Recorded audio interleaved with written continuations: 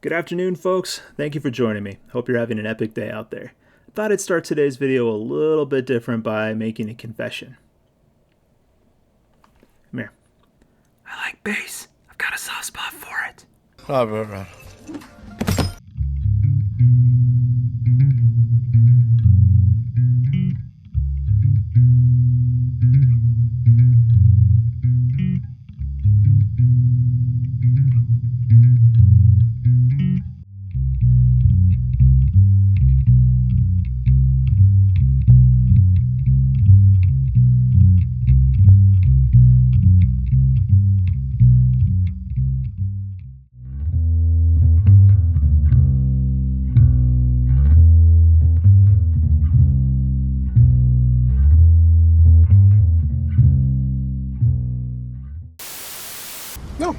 No.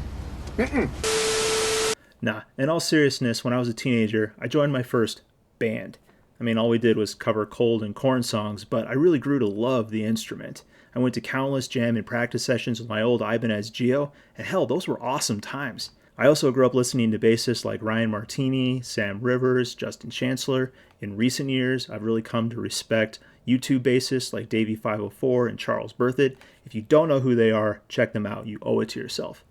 Anyway, that love for the instrument got me thinking. Over the years, I've done a number of guitar builds, some better than others, but I've never done a bass build. So why shouldn't I? Well, with any project like this, we need a good starting point. So let's see what we can find and put together. As with any build, we need a solid bass. And Toman comes in clutch. You know how this goes. We'll go in snap stages in 3, 2, 1. Yes, sir. One box down, one to go. Let's get to slicing. Let's see here. 2,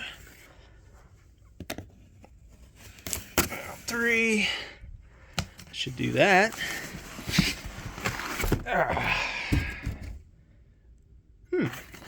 Kind of like with the single cut build that I did last year, or the year before, I can't remember at this point.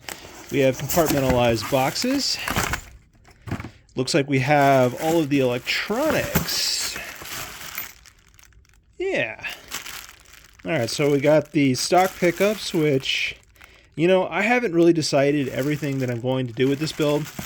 I may end up replacing those. I'm not sure. I may end up replacing the pick guard. Not entirely sure. I know I'm definitely replacing these stock tuners. Looks like we got some strings, some other odds and ends in there. Alright, very cool, very cool. In short, I'm just not entirely sure what all I'm going to change on this build. Let's check out what's in here. Bass. No pun intended. Body. Bass body. Flip that over. Cool. Let's see if I can get that out of the styrofoam there. Alright. Yeah, I like that. If you couldn't tell by the cut, we're going for a precision bass here. Nice and simple. Cool. So that means the last little thing to join the party here is going to be the neck. Oh no. Oh, it's all taped up. Alright. Well, that's what we got the knife for, yeah? Oh, it's going to be fun to do one-handed. Dang it. This isn't going to work. Hold, please! A few moments later. Well, that was embarrassing. But we got it. Alright. Let's see.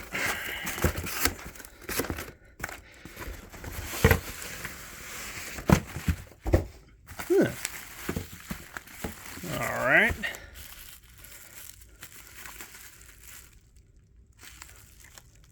You know what? That's actually pretty cool. Spoiler alert though, we're going to be replacing this neck, especially since it's this uncut, you can shape it however you want neck. I have never liked that, and I never have any ideas for the headstock. It's just not something I have vision for. Maybe that's something I'll tackle for a future project, but I just don't have an idea for what I would shape this as, so this neck is going away. All right, we got this stuff unboxed. Let me show you what neck I am going to put in. This is the Fender Jazz Neck Fretless. I have never ever played or, really even held a bass that was fretless. I'll see if I can get the camera down there, but you can see it's clearly marked. You can tell where the frets are. There's just no fret wire because it is fretless. Anyway, this is what I'm going to be subbing out the neck for, and as I, unwrapped the previous neck that came with the build, I had a little bit of regret because even though I have no inspiration for what to do with the headstock, the neck itself is actually pretty solid quality. It is not up to the quality of this Fender neck, but it's still nice, and I'll probably have to use it for a future build. All right, it's time to get this assembly underway. For this, I thought I'd try something a little bit new. I thought I'd try some magic. The problem is, I don't really know any magic. So we're just going to try some default magic words and hope for the best. First up, staining and finishing the body. What do we got for stain? Purple. All right. Let's see if we can try a magic word. How about alakazam? Holy f***. Well, that stain job went about as well as the Tyson-Paul fight. Good one. If you know, you know. This spell did not go as expected. Look at this. This is terrible. I hate it so much. Alright, we're going with plan B and a different spell. Here is plan B, and we'll choose some more magic words. How about hocus pocus color applies? Hey, that looks way better. Except, hold up. Huh. I would say that's equal parts beautiful and fugly. Like from a distance, I love that color shift, but up close, all those imperfections get real bad real fast. You know what? Instead of saying I'm bad at magic, I'm going to say this is the intended, road-worn appearance. I meant to do this. That's my story, and I'm sticking to it. Alright, now that we've got the body, relatively finished, it's time to start assembling things. Let's move to the neck for assembly, and then we'll start putting everything together, with magic. It's time to work some magic with this neck. I've got this Fender backplate, and I've got these Fender tuners. I don't really remember what model of tuners these are. I know that they're modeled after a more classic tuner, but these tuning machines are by far and away superior to the tuning machines that came with the build, so we are definitely using these. Alright, now for the magic word. Not really sure which one to use, so let's go with another default one. How about Shazam? Sweet. That worked great. And it lubricated the wood. Hey, phrasing! I mean, it hydrated the fretboard. And trust me, that wood needed it. It was parched. Alright, time to move on. Now let's work some magic and get this body put together.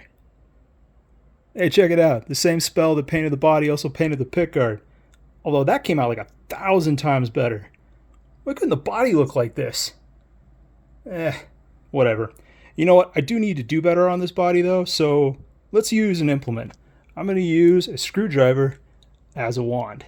Don't judge. I didn't get into Hogwarts. And instead of using some default magic words, how about we make something up? Something like basis assemblus? Hey, it worked. Look at that. That's fantastic. I think I'm getting better at this whole magic thing. And actually, it looks like the pickguard is saving the aesthetic of the body. I love it. Alright, it's time to get the neck on there, but no magic for that. I'm going to use my own two hands. We'll get the neck put on, I'll get it strung up, I'll get it intonated, I'll get the action where I want, and then we'll be back with some sound samples. Give me a minute!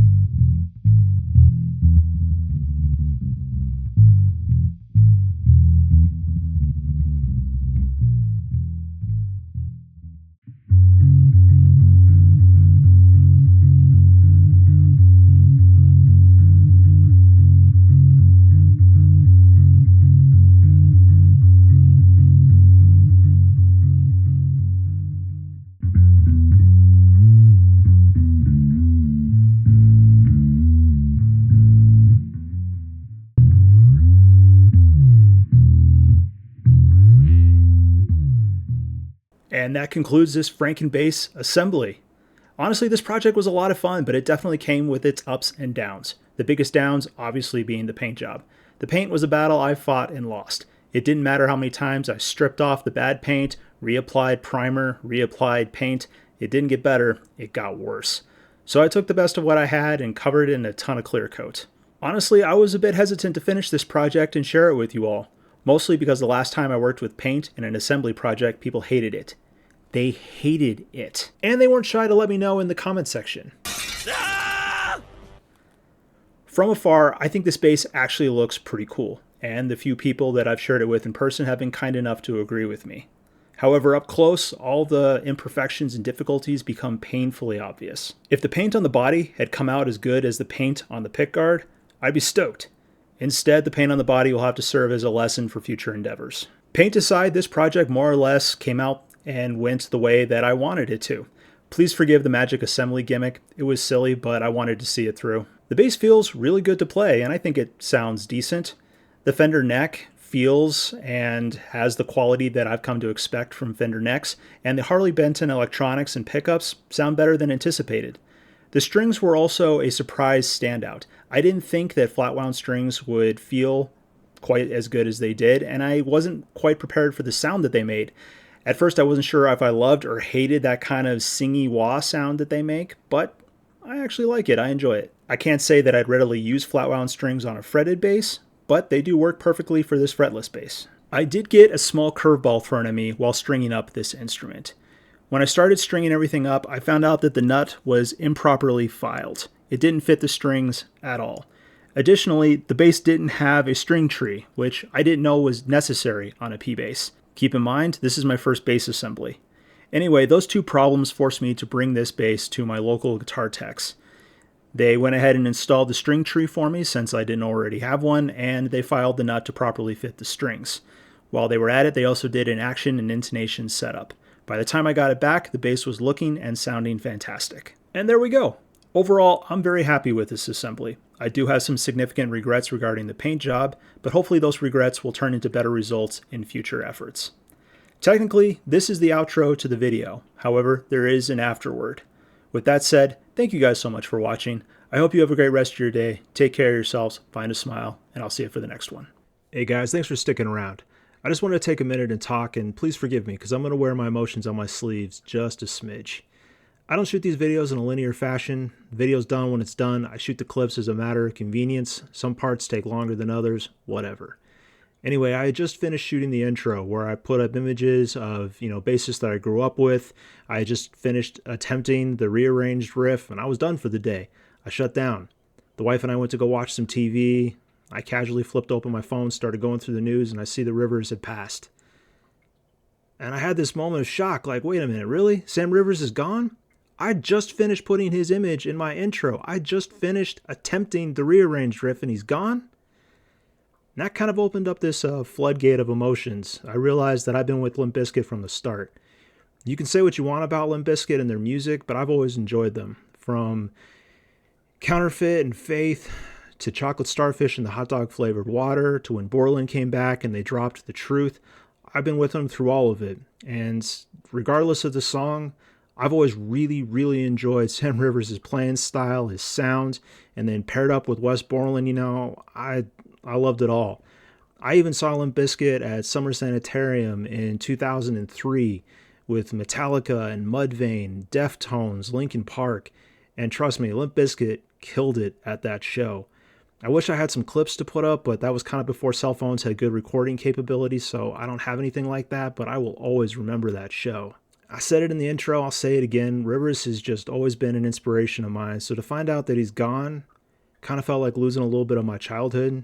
He will continue to be an inspiration to me and, kind of be the model of the bassist I want to develop into one day. And I know I've got a million miles to go, but that just kind of speaks to how awesome Sam Rivers was. The music industry has lost an absolute titan. I guess there's nothing left to say, but bring the thunder and the beyond, Sam. Thanks for the music.